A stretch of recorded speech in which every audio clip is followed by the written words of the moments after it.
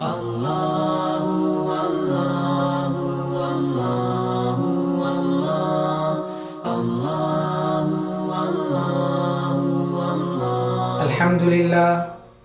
والصلاة والسلام علی رسول اللہ اما بعد فاعوذ باللہ من الشیطان الرجیم بسم اللہ الرحمن الرحیم ثانی اثنین اذ ہما فی الغار اذ یقول لصاحبہ لا تحزن ان اللہ معنا صدق اللہ العظیم۔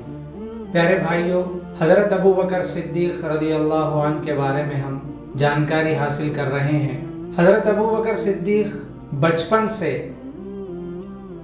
بڑے اعتدال پسند، بااخلاق، اچھے کردار والے تھے۔ حضرت ابو بکر نے جس ماحول میں آنکھیں کھولی ہے وہ کفر و شرک سے بھرا ہوا ماحول، فسق و فجور سے بھرا ہوا ماحول، ہر طرف برائیوں کا بازار گرم تھا۔ زمانے جاہلیت میں ہر طرح کی برائیاں پھیلی ہوئی تھیں۔ ایسے دور میں آپ نے آنکھیں کھولی، آپ کا بچپنا شروع ہوا۔ ایک مرتبہ کا واقعہ ہے، حضرت ابو بکر صدیق کے والد ان کو ایک بت خانے کی طرف لے گئے۔ وہاں جانے کے بعد حضرت ابو بکر سے کہا، بڑے بت کی طرف اشارہ کر کے تم اس کو سجدہ کرو، اس کی تعظیم بجا لاؤ۔ اس وقت حضرت ابو بکر 4 سال کی عمر کے تھے۔ حضرت ابو بکر صدیق رضی اللہ عنہ کی اس 4 سال کی عمر میں آپ کی زبان سے نکلنے والے الفاظ پر ہمیں غور کرنے کی ضرورت ہے۔ حضرت ابو بکر صدیق نے اس بت سے خطاب کرتے ہوئے کہا، میں بھوکا ہوں، مجھے کھانا دے، میں ننگا ہوں، مجھے کپڑے دے۔ یہ کہتے ہوئے حضرت ابو بکر ایک پتھر لیے، میں پتھر سے تجھے ماروں گا، اگر تو خدا ہے تو تو اپنے آپ کو بچا۔ ان الفاظ کو سننے کے بعد ان کے والد کو بہت غصہ آیا، زور سے انہوں نے تھپڑ ماری حضرت ابو بکر کو، اور مارتے ہوئے گھسیٹتے ہوئے ان کو گھر لے گئے۔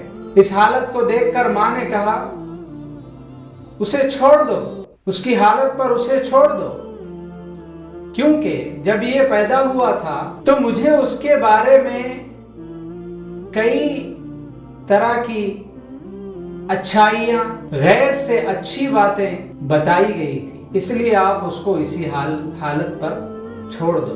پیارے مسلمانوں، حضرت ابو بکر صدیق رضی اللہ عنہ زمانے جاہلیت میں پیدا ہوئے، بت پرستی وہاں عام تھی، شرک و کفر عام تھا۔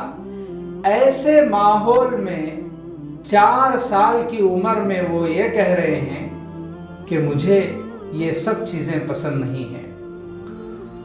جب سے ان کی زبان سے الفاظ نکلے، اس کے بعد سے کسی نے ان کو بت کے سامنے سجدہ کرنے کے لیے یا شرکیہ عمل کے لیے کسی نے ان کو ابھارا نہیں۔ یہ تھا حضرت ابو بکر کا بچپن۔ حضرت ابو بکر صدیق بڑے ہوئے، جوان ہوئے۔ عرب میں تجارت کرنے کا ایک ماحول تھا، تاجرانہ وہ لوگ زندگی گزارا کرتے تھے۔ پیشہ ان کا ایک اہم، ان کی زندگی کا حصہ تھا، تجارت، کاروبار، مال خریدنا، بیچنا۔ حضرت ابو بکر صدیق نے بھی کاروبار شروع کیا۔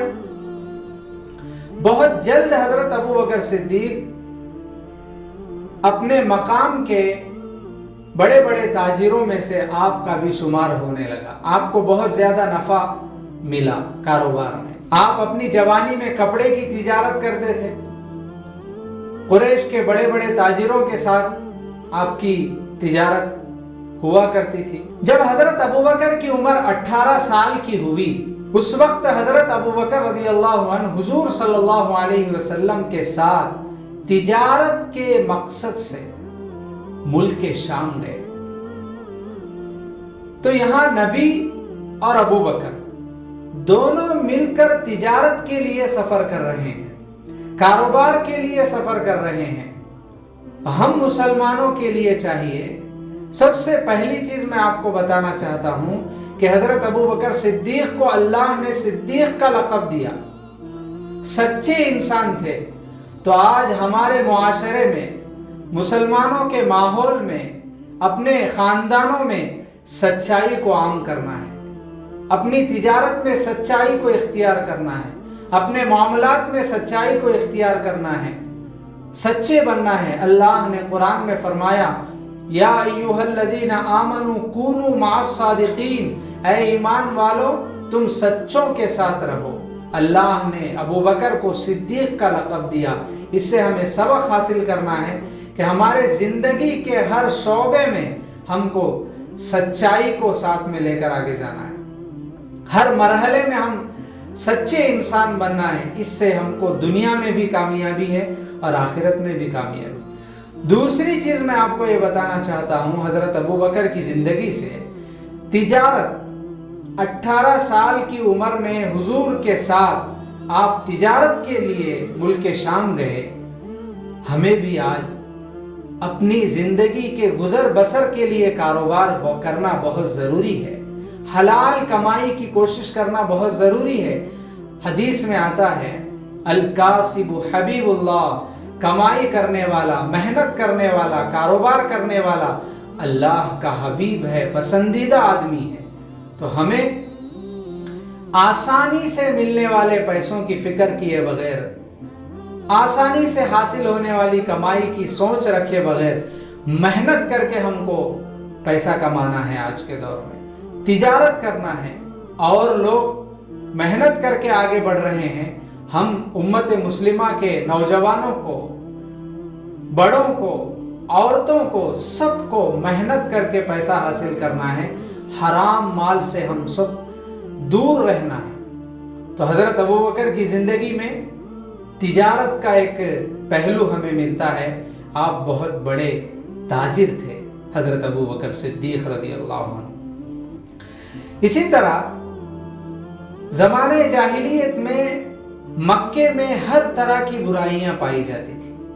شراب عام تھی، زنا عام تھا، جھوٹ عام تھا، دھوکہ بازی عام تھی، جھگڑا ہوا کرتا تھا۔ لیکن یہ ساری چیزوں سے حضرت ابو بکر صدیق دور تھے۔ جوانی کی عمر میں، بچپن میں کہا جاتا ہے کہ حضرت ابو بکر صدیق نے زمانے جاہلیت میں بھی شراب نہیں پی۔ مطلب شراب کا ایک ذکر کرنے کا مطلب یہ ہے کہ کسی قسم کی برائیوں کی طرف وہ بڑھے نہیں۔ شراب ایک ایسی چیز ہے، جب آدمی شراب پیتا ہے تو اس کے اندر ہر طرح کی برائیاں پیدا ہو جاتی ہیں۔ تو حضرت ابو بکر صدیق شراب سے دور تھے۔ تو ہم مسلمانوں کے لیے بھی ضروری ہے کہ شراب حرام ہے، نوجوان ہو، بڑے ہوں، چھوٹے ہوں، ہر ایک کو شراب سے آج کے دور میں دیکھا جا رہا ہے کہ نوجوان نسل ہماری شراب پینے کی طرف بڑھ رہی ہے۔ اس سے ہم اپنے آپ کو بچانا ہے۔ ایک مرتبہ حضور کی مجلس میں شراب پینے کا ذکر آیا، حضرت ابو بکر نے نہیں پی زمانے جاہلیت میں، تو اس بات کی اللہ کے رسول نے تصدیق فرمائی کہ ابو بکر جو کہہ رہے ہیں وہ سچا ہے، سچے ہیں ابو بکر۔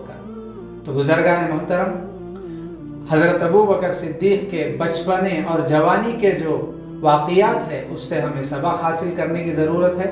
انشاءاللہ اس کا دوسرا پہلو ہم دوبارہ آپ کے سامنے پیش کریں گے۔ وآخر دعوانا ان الحمد للہ رب العالمین۔